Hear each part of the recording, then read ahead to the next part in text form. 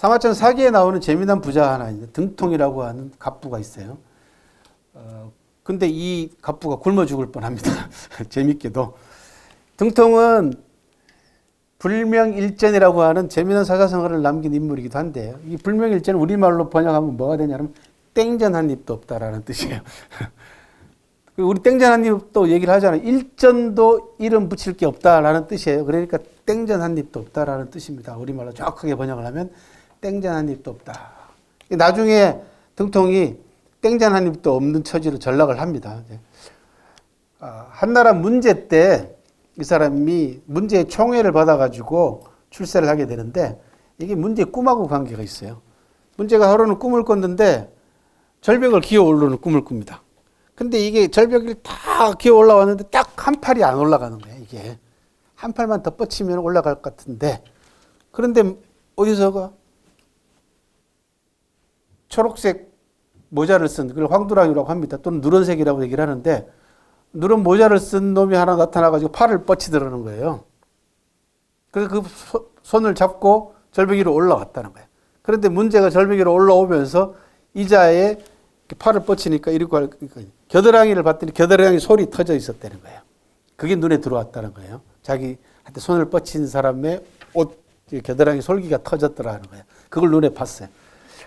그리고 이 누런 모자를 쓴 사람은 황두랑은 뭐 하는 사람이냐 그러면 황제가 연못에 놀러 나갔을 때 배 젓는 사람이에요.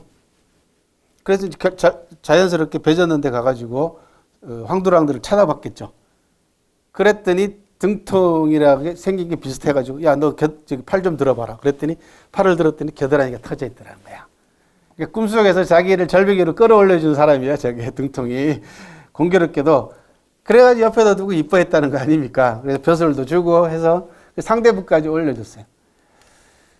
그런데 하루는 점쟁이가 들어와가지고 관상을 보게 했는데 이게 사마천 사기에 보면은 점쟁이 기록이 꽤 많이 나옵니다.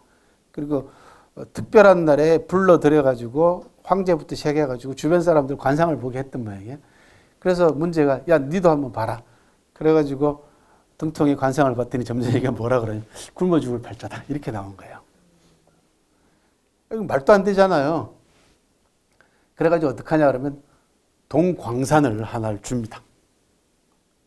동이 나는 광산을 통째로 주고 거기서 나는 광산으로 네 마음대로 돈을 찍어내라. 그렇게 얘기를 해요. 그렇게 해서 등통전이라고 하는 돈이 천하를 떠돌아다니게 됩니다. 그러니까 악화가 만들어집니다. 이것 때문에 중국의 화폐 정책이나 재정이 아주 심각한 문제가 발생해요. 왜냐하면 값 떨어지는 돈이 막 시중에 돌아다니니까 문제가 발생하죠. 하루는 문제가 병이 나가지고 등창이 납니다. 종기가 생겼어요. 그랬더니 이 등통이 문제의 종기를 입으로 빨아서 피고름을 입으로 빨아가지고 뱉어냅니다. 근데 마침 아들이 나중에 경제로 즉위하는 아들이 왔어요. 문안을 드리러 왔더니 문제가 야 생면부지 남도 내 종기를 빠는데 아들 너는 뭐하냐 임마 이렇게 된 거예요. 그래가지고 마지못해가지고 경제가 아버지 종기를 입으로 빨아요. 억지로 빨죠. 누가 빨고 싶겠어요. 그죠? 그 경제가 누구한테 화가 나냐? 등통한테 화가 나냐? 저 새끼 때문에 내가 지금. 그래가지고 임금이 바뀌고 경제가 즉위하고 난 다음 재산을 몰수하죠. 그래서 진짜 굶어 죽을 뻔합니다. 이 집 저 집 전전하다가 결국은 죽었다라는 이야기입니다. 돈을 지 맘대로 찍어냈으니까 얼마나 부자였겠어요. 그죠? 그래서 간신배들이 행복하게 죽으려면 권력자보다 먼저 죽어야 돼요. 권력자보다 오래 살면은 반드시 사단이 납니다. 그죠? 양기라고 하는 동안시대 때 유명한 이 군인 집안입니다. 대장군 출신인데 여기는 이게 마누라하고 같이 안사람하고 같이 호화사치 방탕 생활을 한 아주 유명한 인물입니다. 동안시대 때 최악의 간신이라고 얘기하는데 어느 정도로 간신이었냐 그러면 황제를 독살시킬 만큼 대단한 인물이었습니다. 온 집안이 전부 다 권력의 끈을 움켜쥐고 부귀영화를 누렸는데 이게 왜 그러냐 그러면 황후를 여러 명 배출해요. 이양씨 집안에서. 그 아버지도 대장군이었고 해서. 그런데 생긴 것도 못생긴 데다가 음흉하고 방탕하게 살았어요.